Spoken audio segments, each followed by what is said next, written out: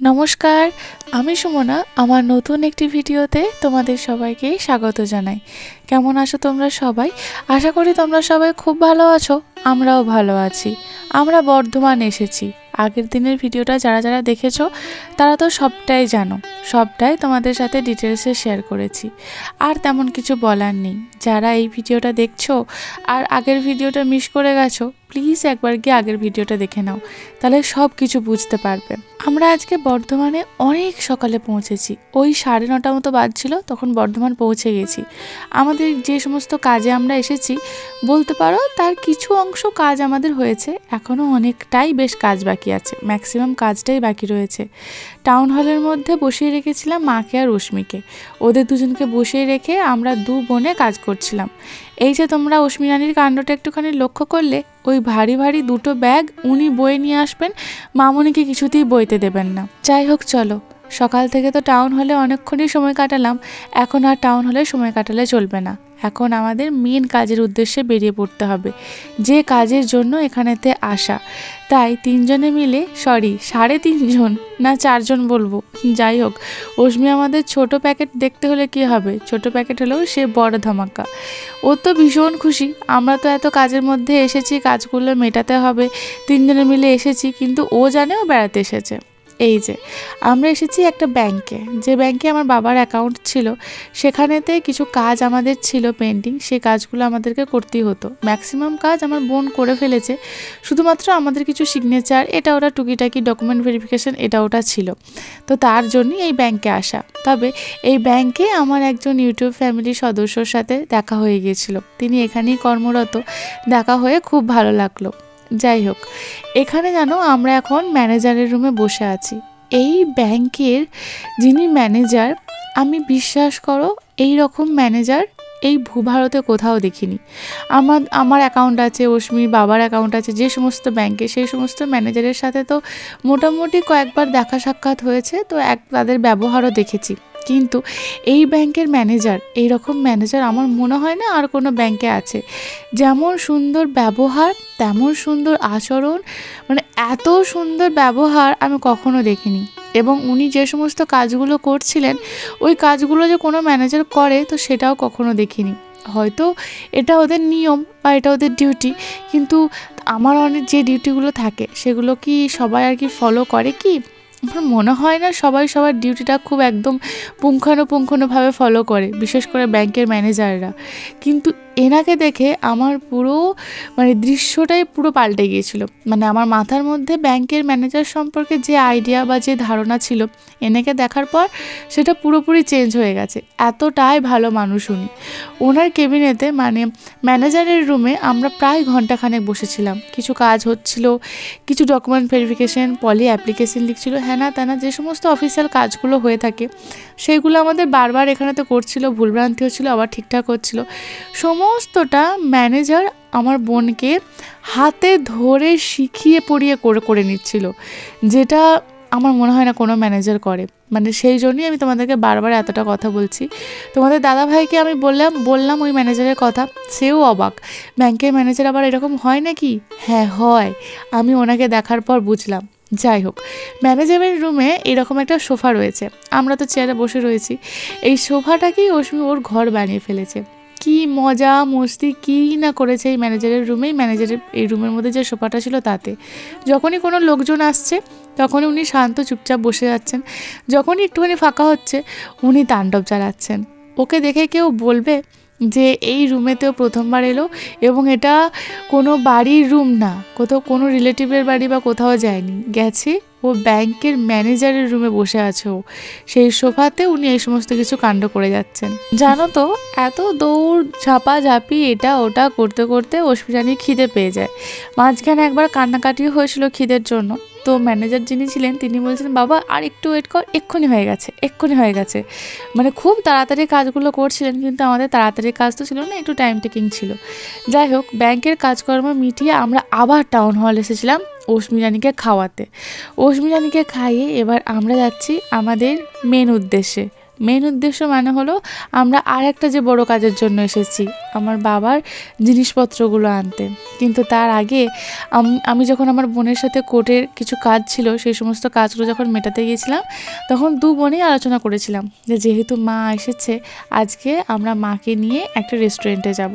এর আগে মাকে নিয়ে একবার আমি রেস্টুরেন্টে গিয়েছিলাম, তখন কিন্তু বোন থাকেনি, আমি, আমার মা এবং অশ্মি গিয়েছিলাম প্রথমবার। তবে খাবারের দাম শুনে মা তো একদম মায়ের চক্ষু ছানা বড়া হয়ে গেছিলো। কিন্তু আজকে আমরা ভেবেছি দাম নিয়ে মাকে কিছু শোনাবোই না, জাস্ট মাকে নিয়ে যাব, কিছু খাওয়াবো, আমরাও খাবো, মজা করব। কারণ এরপর যে কি হতে চলেছে সে তো আমরা জানি। কারণ এরপর কাউকে মানে নিজেদেরকে কন্ট্রোল করতে পারবো না, মা তো পারবেই না। কারণ নিজেদেরকে সামলানোটাই ভীষণ একটা কঠিন ব্যাপার হয়ে পড়বে। আর তারপর খাবার আমরা কেউই খেতে পারবো না। তাই সেই কাজটা করার আগে ভাবলাম মাকে খাইয়ে নিই এবং একটু মজাই করে নিই। তিনজনে মিলে যখন এসেইছি, তো আমরা ঠিক করলাম এই যে ঢলদিঘি পেট্রোল পাম্পটা রয়েছে, তারই একদম অপোজিটে পিছনের দিকে ক্যান্টিন ওয়ান আছে। এই ক্যান্টিন ওয়ানে আমি অনেকবার এসেছি, বন্ধুদের সাথে এসেছি, তোমাদের দাদা ভাইয়ের সাথে বিয়ের আগে পরে বহুবার এসেছি। কিন্তু যবে থেকে অশ্মি এসেছে তবে থেকে আমাদের এই সমস্ত পার্ট চুকে গেছে আর কি, যাই না। তোমাদের দাদা ভাইও আর পছন্দ করে না কিছু কিছু হেলথ ইস্যুর জন্য। তো সেই জন্য বহু বছর পর মানে ওই 3 থেকে 4 বছর পর বলতে পারো আমরা এখানেতে এলাম। আমি এখানে এলাম, আমার বোন এখানে ফার্স্ট টাইম, আমার অশ্মি এখানে ফার্স্ট টাইম, আমার মাও এখানে ফার্স্ট টাইম। তবে এখানেতে মা কিছুতেই আসতে চায়নি, কারণ মা আজকে বাইরের খাবার খাবে না, মায়ের আজকে সবই নিরামিষ। কিন্তু মাকে বললাম আমরা দু বোনই যে নিরামিষই তুমি খাবে, আমরা না হয় একটুখানি ননভেজ খেলাম, কিন্তু তুমি নিরামিষই খাবে। কমপ্লিমেন্টারি হিসাবে প্রথমেই দিয়েছিল 4 পিস এরকম পাঁপড় ভাজা খেতে কিন্তু আমার মা ভীষণ পছন্দ করে এবং আমার মেয়ে ভীষণ পছন্দ করে। তাই পাঁপড় পেয়ে সবার আগে ওরাই হাতে তুলে নিয়েছে, ওরা খেতে শুরু করলো। ততক্ষণে আমরা কিছু ছবিও তুলে রাখলাম, এই মোমেন্টটাকে ক্যাপচার করলাম। তোমাদেরকে একটা কথা বলি, আমার খুব শখ ছিল, খুব ইচ্ছা যে আমার বাড়ির প্রত্যেকটা ফ্যামিলি মেম্বারকে আমি একদিন রেস্টুরেন্টে নিয়ে এসে তাদেরকে খাওয়াবো। কিন্তু কোনো কারণে কারোরই মানে একসাথে সময় হয় না। আর বাড়ি ছেড়ে মানে আমাদের যেহেতু গ্রামের বাড়ি, গ্রামের মানুষ, তারা বাড়ি ছেড়ে রেস্টুরেন্টে বর্ধমানে খেতে আসবে, এটা কেউ কোনো দিনই করবে না। তো সেই জন্য করাও হয়ে ওঠেনি। রেস্টুরেন্ট থেকে খাবার কিনে আমি বাড়িতে নিয়ে গেছি, সেটা বাড়িতে ভাগাভাগি করে খেয়েছে। কিন্তু রেস্টুরেন্টের খাবার আবার এদের পছন্দ হয় না, কারণ রেস্টুরেন্টের খাবারের স্বাদ একটু অন্যরকম, বাড়ির ঘরোয়া খাবারের স্বাদ একটু অন্যরকম। এনাদের বাড়ির খাবারই পছন্দ। সব মানে যখন রেস্টুরেন্টের খাবার খাওয়ানো হয় তখন ওরা বলে কি এর থেকে আমাদের ডাল আলু পোস্ত ভাত ভালো, এরা খেতে পছন্দ করে না। কিন্তু আমরা তো ভীষণ পছন্দ করি। আমি, আমার বোন, অশ্মির বাবা আগে করতো, এখন অতটা পছন্দ করে না, কিন্তু আমি এবং আমার বোন দুজনেই ভীষণ পছন্দ করি। এই যে আমরা প্রথমে স্টার্টারে অর্ডার করেছিলাম চায়না ড্রামস্টিক। আমি কি ঠিক বললাম? যদি ভুল বলে থাকি পলি প্লিজ আমাকে একটু ঠিক করে দিস, কারণ এই সমস্ত খাবারের প্রতি আগে ভীষণ আমার নলেজ ছিল, এখন ধীরে ধীরে সেই সমস্ত ধারে আমার ভোঁতা পড়ে যাচ্ছে।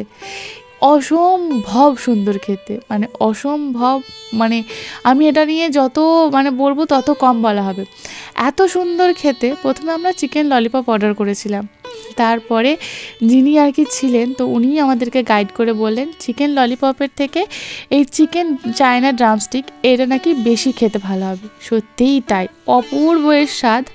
তবে আমার বোনকে তোমরা এখানে দেখতে হবে, ও ফোক এবং চামচ ইউজ করছে। আমাকে বারবার বলছিল তুই রেস্টুরেন্টে এসেছিস, তোকে তো সব কিছুই দিয়েছে, তুই কেন ইউজ করছিস না? আমি বলছি হাতে খাওয়ার যা মজা, আমি ওই কাঁটা চামচে ওই চুড়িতে খেয়ে আমার পোষাবে না। তার থেকে আমি এতদিন পর এসেছি, খাচ্ছি, হাত দিয়ে তৃপ্তি করে খাই, তুই যাতে খাচ্ছিস খা। আমি মাকে বললাম আমাদের দুজনের খাওয়া দেখো, দুজন দু রকমভাবে খাচ্ছি। একটা মেয়ে তোমার শহুরে কায়দায় আদব কায়দায় বড় হচ্ছে, আর একটা মেয়ে পুরোপুরি গ্রাম্য জীবনে মিশে গেছে।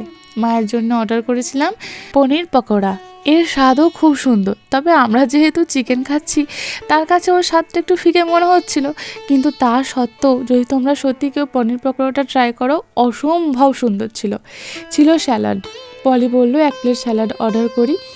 এই সমস্ত ব্যাপারে আর কি ওর নলেজ আর কি ভীষণ বিশাল আর কি। তো যাই হোক চলো, তবে জানো তো এই স্যালাডটা খেয়েছে একমাত্র আমার মেয়ে।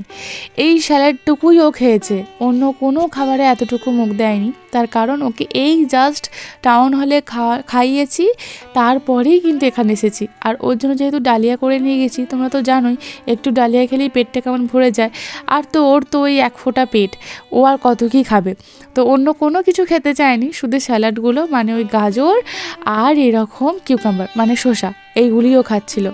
মাসুকে দেখছে, মাসু কাঁটা চামচে আর এরকম চামচে খাচ্ছে। মাসুকে দেখে শিখছে। ছোটরা তো বড়দের দেখেই শেখে, তাই না? আমি ভাবলাম সেটা একটুখানি মোমেন্টটা ক্যাপচার করে রাখি। আমার মেয়ে এরকম কাঁটা চামচ দিয়ে শসা খাচ্ছে মাসুকে দেখে। যাই হোক, চলো। এছাড়াও আমরা কিছু জিনিসপত্র অর্ডার করেছিলাম, সেগুলো আস্তে আস্তে আসবে। জানো তো, আমি খুব চেয়েছিলাম, খুব করে চেয়েছিলাম আমার বাবাকেও আমি এখানেতে নিয়ে আসবো, মানে বাবা মা আমরা সবাই এই রেস্টুরেন্টেই আসবো। যেহেতু আমার বাবা বর্ধমানে থাকে, তাই বাবা হুট করতে মানে বললেই বাবার হয়তো একটু সময় একটু ম্যানেজ করে বাবা আসতে পারতো, কিন্তু সেই সুযোগটা আমার আর হলো না। কারণ বাবাকে যতবারই এই সমস্ত খাবারের কথা বলি, বাবা একদম মানে 10 হাত পিছিয়ে চলে যেত। কারণ ওই যে মধ্যবিত্ত মানুষ, এইখানে যে সমস্ত খাবার আমরা খেয়েছিলাম তার যা বিল হয়েছিল আমাদের কাছে তা আকাশ ছোঁয়া। সেই টাকাটা আমার বাবা কিছুতেই খরচা করবে না। আমার বাবার জীবন কাহিনী শুনলে তোমরা অবাক হয়ে যাবে, যারা যারা আমার বাবাকে চেনো বা চেনে। অশ্মির বাবাও বলে যে এই রকম মানুষ পৃথিবীতে একটাও নাকি সে দেখেনি, বা এই রকম সংসার করা, এইরকম কষ্ট করে সংসার করা নাকি একটা মানুষকেও সে দেখেনি। যাই হোক, সে সমস্ত কথা বাদ দাও। ভেবেছিলাম, খুব করে চেয়েছিলাম, আজকে আমি আমার বাবাকে ভীষণ মিস করছিলাম। মনে মনে ভাবছিলাম, মাকে হয়তো একবার বলেও ফেলেছিলাম, কিন্তু বিশ্বাস করো আমি আমার বাবাকে ভীষণ মিস করছিলাম। এই ফ্রেমটাতে যদি আমার বাবা থাকতো তাহলে আমার সব দিক থেকে পরিপূর্ণ হয়ে যেত ফ্রেমটা। আর আমার মনে মনে এটা আশা ছিল যে আমি এখানেতে নিয়ে আসবো, কিন্তু আমি সেই সবাই এলো, কিন্তু আমার বাবাকে আমি ভীষণ ভীষণ মিস করছিলাম, মানে এতটাই পরিমাণে মিস করছিলাম, মাঝে মাঝে আর কি বলবো। তবুও ওই যে বলে না, তোমার বুক ফাটলেও মুখ ফোটানো চলবে না, সেই আর কি। চলো, খাবার আমাদের চলে এসেছে। আমরা অর্ডার করেছিলাম মায়ের জন্য বাটার নান, আর আমরা নিয়েছিলাম তন্দুরি নান। আর তার সাথে ছিল মানে নিয়েছিলাম আর কি সাইড আইটেম হিসাবে পনির বাটার মশলা। এই পনির বাটার মশলাটা আমি প্রথমবার খেলাম, কারণ এর আগে যতবারই আমরা রেস্টুরেন্টে গেছি আমরা ভেজ খাইনি, সবসময় নন ভেজই খেয়েছি। কিন্তু মাকে নিয়ে এসেছি বলে নন ভেজটা খেতে হলো। এর আগেও যখন আমি আমার মাকে নিয়ে এসেছিলাম তখনও সেই দিন মায়ের নিরামিষ ছিল, তবে তখন আমরা ক্যান্টিনে আসিনি, আমরা ছিলাম এনি টাইমে। আর এনি টাইমটা তো তোমরা জানো, যেটা ওই জিটি রোডের ওপরেতে রয়েছে বীরহাটায়, তো ওটা কিন্তু মানে পুরোপুরি ভেজ একটা রেস্টুরেন্ট। এই যে আমার বহু প্রতীক্ষিত একটা জিনিস, সেটা হলো এই আচারটা। যে কোনো রেস্টুরেন্টে আমি যখন যাই, আমি শুধুমাত্র আচারটার জন্যই অপেক্ষা করে থাকি যে কখন আচারটা দেবে। তবে আচারটা এবারে দিতে দেরি করে ফেলেছে, নাহলে প্রথম থেকেই থাকে, কিন্তু এখন একদমই দেরি করে ফেলেছিল। দেওয়ার পরেই আমি বললাম যে এইটার জন্যই তো আমি অপেক্ষা করছিলাম আর এটাই আমি খুঁজছিলাম। শুনে ওনারা খুব হেসেছিলেন। জানো তো, মানে আমার বোন এখানেতে বলছিল যে মায়ের জন্য পনির বাটার মশলাই আর কি চুজ করা হয়েছিল, আমাদের জন্য চিকেনের কোনো একটা চিকেন দো পেঁয়াজা হেনা তেনা কিছু একটা আর কি আমরা নেব। তারপরে আমি বললাম যে আমার পেট অলরেডি ভরে গেছে চিকেন চায়না ড্রামস্টিক খেয়ে, কারণ ওগুলো সত্যি করে খুবই হেভি আর কি, মানে ওগুলো খাওয়ার পর আমার তো পেটটা ভরিয়ে গিয়েছিলো। তো বললাম আর কিছু অর্ডার করিস না, মা একা খেয়ে শেষ করতে পারবে না, যে যতটা কোয়ান্টিটিতে এরা দেয়, কারণ আমি জানি এদের কোয়ান্টিটি ভালো, যেমন টাকাও তা সেই টাকার মতো আর কি কোয়ান্টিটিটাও ঠিকঠাক থাকে। তো সেটা বললাম যে মা খেতে পারবে না, ওখান থেকে আমরা একটু একটু করে নেব, যদি আমাদের পেটে জায়গা থাকে তখন আমরা পরে অর্ডার করব। কিন্তু সেই পরে অর্ডার করা আর হয়নি, কারণ আমাদের পেটে এক ফোঁটাও জায়গা থাকেনি, এতটাই পেটটা আমার ভরে গিয়েছিল। আমরা এখানে একটু বেশি করেই তন্দুরি রুটি অর্ডার করে ফেলেছিলাম, এতগুলো রুটি আমরা খেয়ে শেষ করতে পারিনি, পরে আর কি সেগুলো প্যাক করা হয়ে গেছিলো। যাই হোক আর কি, অনেক দিন পর এখানেতে এলাম, বেশ তৃপ্তি করে ভীষণ ভালোভাবে খাওয়া দাওয়া করেছি। আমি যখন চিকেন চায়না ড্রামস্টিকটা খাচ্ছিলাম না, একটা জাস্ট বাইট দেওয়ার পরই বললাম আমার আত্মাটা শান্তি পেল। মনে হচ্ছিল যে আমি কত কাল পর একটা সুস্বাদু খাবার খাচ্ছি। আসলে আমরা যখন কলেজে পড়তাম, ইউনিভার্সিটিতে পড়তাম, বা বিয়ের আগে তোমাদের দাদাভাইয়ের সাথে এই সমস্ত রেস্টুরেন্টে কিন্তু আমরা হামেশাই যেতাম। হয়তো মাসে 2বার কি 3বারও হয়ে যেত। কিন্তু এখন যেহেতু পুরোপুরি সেটা স্টপ, তো সেই জন্য বহুকাল পর এই রেস্টুরেন্টের স্বাদ পেলাম। তবে তোমরা হয়তো বলতে পারো আমরা তো আমাদের লোকাল রেস্টুরেন্টে যাই। দেখো, আমাদের যেহেতু গ্রামের দিকে বাড়ি, এখানেও এইরকম চাইনিজ খাবারের আইটেমের যে সমস্ত দোকানগুলো বা রেস্টুরেন্টগুলো হয় সেগুলো ওপেন হয়েছে। কিন্তু একটা বর্ধমানের যে কোনো রেস্টুরেন্ট, নামকরা রেস্টুরেন্ট, নামি দামি রেস্টুরেন্ট, সেখানে শেফের হাতে বানানো খাবার আর আমাদের এখানে লোকাল রেস্টুরেন্টের শেফের হাতে বানানো খাবারের মধ্যে একটু তো পার্থক্য থাকবেই, তাই না? তার জন্যই এরকম বলা। এখানে জানো তো আমার মা এমন এমন কাণ্ড করছিল যার জন্য আমরা হেসে হেসে জাস্ট পাগল হয়ে যাচ্ছিলাম। আর ওখানে যে সমস্ত কর্মরত কর্মচারীরা ছিলেন তারাও পর্যন্ত মানে ভাবছিলেন যে কোন কাস্টমারকে আর কি আমরা নিয়ে এসেছি। শেষকালে আমরা একটা ড্রিঙ্কস অর্ডার করেছিলাম, তবে এই ড্রিঙ্কসটা আমরা পুরো ঠকেছি, কারণ যে হারে দাম মানে দাম অনুযায়ী সেরকম কোনো কিছু না। মনে হচ্ছিল যেন ওই লেবু নুন চিনি শরবতের মধ্যে জাস্ট একটা সোডা একটুখানি হালকা বা স্প্রাইট একটু অ্যাড করে ফেলেছে। এই যে আমার মাকে দেখো, মায়ের খাওয়া শেষ, মা উঠে চলে যাচ্ছে, বলছে তোরা সারাদিন ধরে খেয়ে যা, আমি চললাম আমার কাজে। মা এরকমটাই করে। মায়ের যখন খাওয়া হয়ে যায় মা কারোর জন্য ওয়েট করবে না, তোদের এখনও খাওয়া হলো না। বা বিয়েবাড়ি যখন সাজবে, বিয়েবাড়ি যাবে বা যেখানেই হোক কোনো মেলা দেখতে গেল, সবার আগে ঠেলে ঠুলে এর কাছে আয়না নিয়ে, ওর কাছে চিরুনি নিয়ে, ওর কাছে একটু ক্রিম নিয়ে, এর কাছে একটু হেল্প নিয়ে শাড়ি টাড়ি পরে মানে সবার আগে রেডি হয়ে গেল, একে ওকে এদিক ওদিক সাইড করে। তারপর যখন নিজে সবার আগে রেডি হয়ে গেল, বাস এবার সবাইকে তাড়া দেওয়া শুরু, এবং নিজে 10 কদম দূরে গিয়ে দাঁড়িয়ে রয়েছে, আমি চললাম তোরা থাক। আজকেও তার অন্যথা হলো না, আজকেও মা সেই একই জিনিস করলো। যাই হোক, এখানেতে একটাই ড্রিঙ্কস অর্ডার করে দুজনে মিলে মারামারি কাড়াকাড়ি করছিলাম। আর তার সাথে যোগ দিয়েছিল আমাদের অশ্মি রানী। অশ্মিও একটুখানি খেতে চাইছিল, মানে একটা ড্রিঙ্কস আমরা 3জনে ভাগাভাগি করে খেয়েছি। অশ্মি যদিও সামান্য খেয়েছে, তাও আর কি। কিন্তু পুরোপুরি আমরা ঠকে গেছিলাম। তো বলছিলাম বাড়িতে গিয়ে বানালে এর থেকে মনে হয় আমি ভালো বানাতাম। যাই হোক, চলো, এখানেতে মোটামুটি আমাদের খাওয়া দাওয়া কমপ্লিট। আর যে খাবারগুলো বেঁচে গিয়েছিলো, মানে ওই সামান্য কিছুই বেঁচেছিলো, সেগুলো আমরা প্যাকই করে নিয়েছিলাম। এরপর আমাদের সেই কাজ। এই যে আমার দিদি এখন বিলটা শুনে ভাবছে এই দাঁড়া, বলছে বাসন মাজবো, এ বাসন মাজবে আর এর বেটি বাসন ধোবে। এরপর মাঝখানে কেটে গেছে অনেকটা সময়, 1.5 থেকে 2 ঘন্টা মতো। আমাদের সব কিছু কাজ হয়ে গেছে, পাওয়া জিনিসপত্রও আমরা নিয়ে নিয়েছি। বোন এবার চলে যাবে ওর ডিউটির জায়গায়, মানে ওর হোস্টেলে। আমরা বাড়ি ফিরবো। মাঝখানে অতটা সময় আমি কোনো ভিডিও করে উঠতে পারিনি, সম্ভব হয়নি আমার দ্বারা। কারণ যে জায়গায় আমরা গিয়েছিলাম, বাবার জায়গায়, সেই জায়গাটা আমার মনে হতো আমার পাড়ার মতন, আমার নিজের জায়গা মনে হতো, কারণ সেই জায়গায় আমার বাবা থাকতো। যেমন আমার বাড়ি, আমার পাড়া, আমার গলি, আমার মোড়, বাড়ির রাস্তা, ঠিক সেই রকম বর্ধমানের ওই জায়গাটাও ছিল ঠিক আমার বাড়ির রাস্তা, বাড়ির মোড়, বাড়ির মতো, কারণ সেখানে আমার বাবা থাকতো। তো সেই জন্য সেই জায়গায় আবার যাওয়া, জিনিসপত্র নেওয়া আসা, যেমনটি আমার বাবা বিছানাটা গুটিয়ে ভাঁজ করে রেখে গিয়েছিল, ঠিক সেম টু সেম ঠিক তেমনভাবেই রয়েছে। বাবা তার জিনিসপত্র রাখার জন্য একটা বক্স ছিল, ট্যাঙ্ক আমরা বলি, তো সেটা যেমন চাবি দিয়ে রাখা ছিল ঠিক তেমনই রয়েছে। বাবার সমস্ত জিনিসপত্র যখন নিয়ে আসি, বুঝতেই পারছো নিজেরাই নিজেদেরকে কন্ট্রোল করতে পারছিলাম না, মাকে আর কি সামলাবো।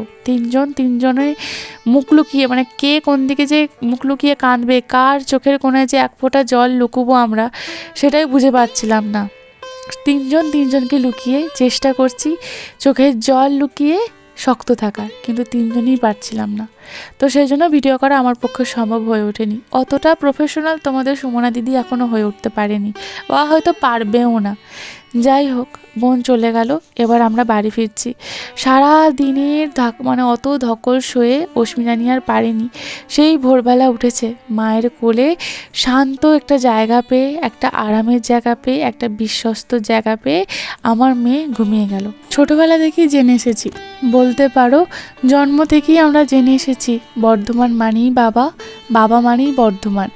আমাদের এই বর্ধমানেতে আমার বাবা থাকে, বর্ধমান থেকে বাবা বাড়ি ফিরছে, বাবা বর্ধমানে থাকে, একটা ফোন করব, বাবা বর্ধমানের সব কিছু A to Z দেখিয়ে দেবে। এই যে টাউন হলে গেলাম, ওই টাউন হলটাই কিন্তু বাবারই চিনিয়ে দেয় আমাকে, এখানে টাউন হল, এখানে এসে বসবি, এখানে এসে সব কিছু করবি। ইউনিভার্সিটি, কলেজ, মাজরা স্যারের টিউশন, বর্ধমানের A to Z আমার বাবারই শেখানো। আজ থেকে আর বাবা মানে বর্ধমান নেই, সেটা চিরকালের মতো এই চ্যাপ্টারটা ক্লোজ হয়ে গেল। আর আমরা বলতে পারবো না বর্ধমান মানে বাবা। একটা মানুষের সাথে সাথে সব কিছুই শেষ হয়ে গেল।